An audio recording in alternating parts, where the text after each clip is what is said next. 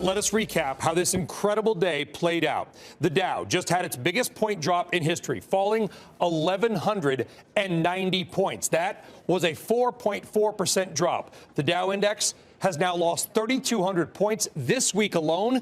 It is now down nearly 10% this year. The S&P, meantime, falling 4.4% as well, handing in its worst day since August of 2011. And this is the fastest correction, a 10% drop from the highs, in the entire history of the stock market. Let's focus on the big names that you know, the ones that control the market, the FANGs. They tumbled as well, and they took the market with them. You had Apple down 6.5%, Google 5.5%, and look at Microsoft, a 7% drop. Wow. So as stocks sold off, buyers, they flooded into bonds. The 10-year yield at one point traded at 1.24%, ended at 1.26%. That, by far, the lowest ever at any time in American history for that 10 years. Now, bond traders say that not only are they expecting a rate cut by the Fed on March 18th, but there is chatter, the possibility of maybe an intra-meeting cut between now and then. All told, the fear on the street is very real. So, Tim Seymour, our audience tonight is likely asking two very simple questions. What do I do now, and what comes next? Well, ladies and gentlemen, it has begun. The official COVID-19 panic has set in, and in this video, I will attempt to separate fact from fiction. I will call this video series COVID-19 and Black Swans. And I'll tell everyone up front that this is from a Christian perspective, and faster than you can click away, I will give you information that few people have put together.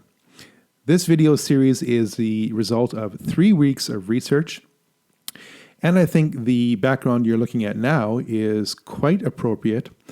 You're looking at the Canadian Level 4 Biolab in my home city of Winnipeg, Manitoba, Canada. Before we get going into this video series, I am the creator of the New World Order Secret Societies and Biblical Prophecy film series. Volume 1 has been seen by over 15 million people, and Volume 2 is about to be released, and I'm thankful that it hasn't been released. Volume 2 is called The Illusion of Money, and this whole COVID-19 coronavirus panic has definitely thrown a monkey wrench into the global economy. I must tell you that I run a risk in having my channel struck and or taken down because the level of information control out there is remarkable. Please keep in mind that the World Health Organization has met with Facebook, Amazon, and Google to figure out how to stop coronavirus misinformation. What that means is that the information elite out there want to control the information that you receive and control your actions.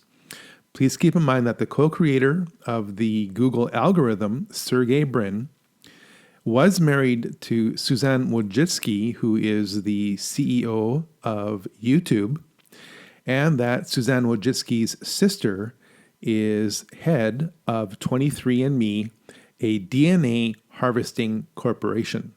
First off, I'm going to leverage my academic background here. I have a long history in separating out conflicting sources of information to give people what I hope is a well-balanced perspective. Most people who get coronavirus won't die. They'll simply get a bad cold. But behind this is a whole backstory.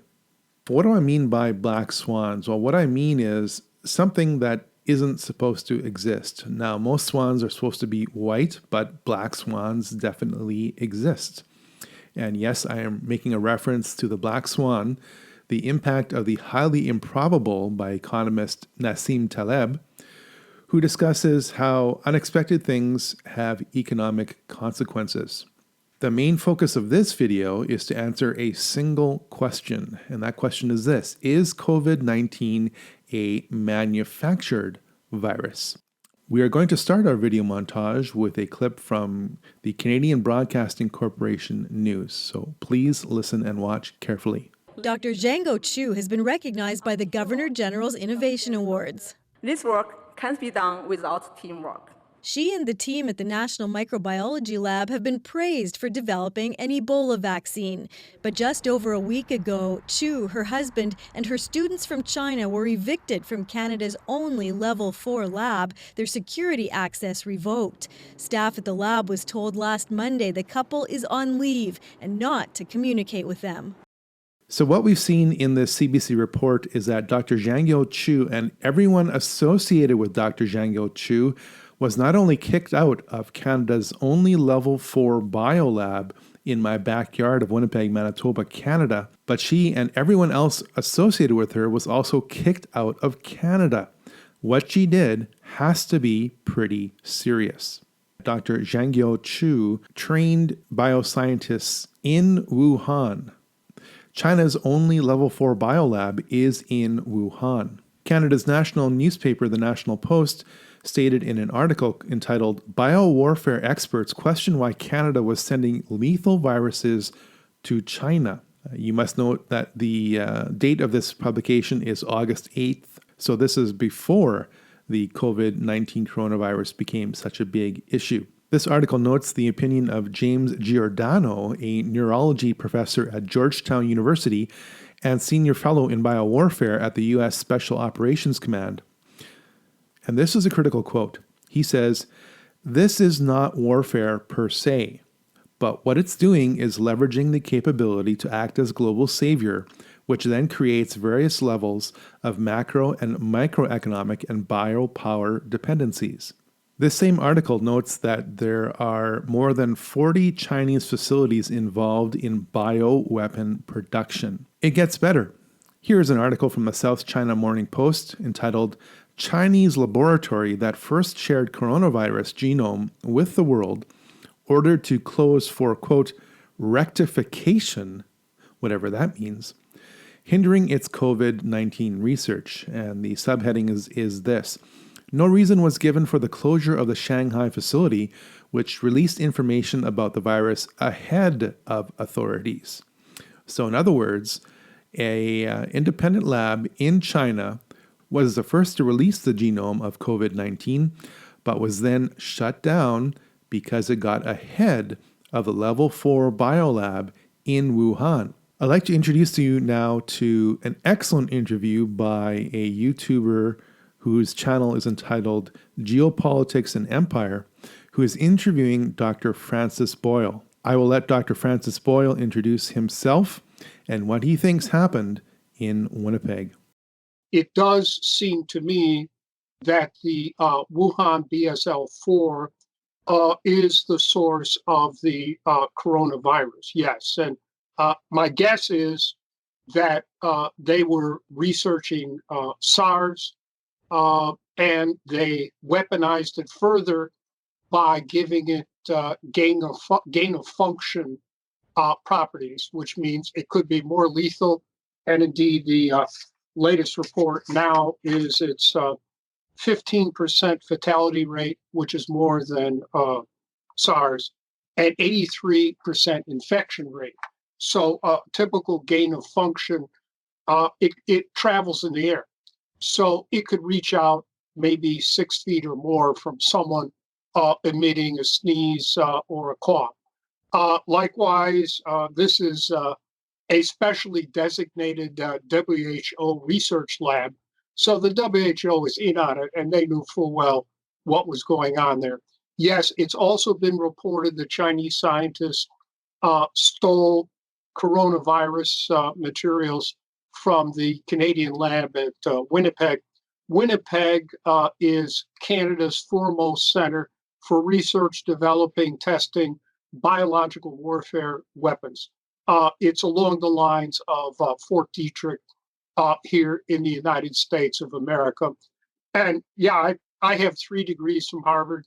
Would not surprise me if something was being stolen out of Harvard to turn over to China. I read that report. I don't know what was in those vials one way or the other. But the bottom line is, my opinion is, and I drafted the U.S. domestic implementing legislation for the Biological Weapons Convention that was approved unanimously by both houses of the United States Congress, signed into law by President Bush Sr.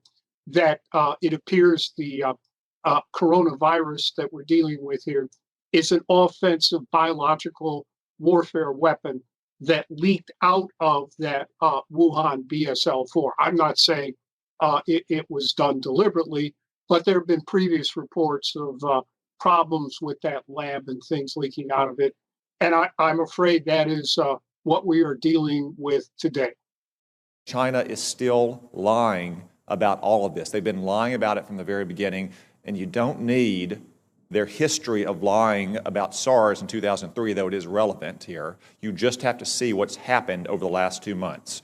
We now know that the first case manifested no later than December 1, even though China didn't reveal it to the WHO until a month later on December 31st, when they continued to hide it from their own citizens. And they continued to say that it had been contained inside Wuhan.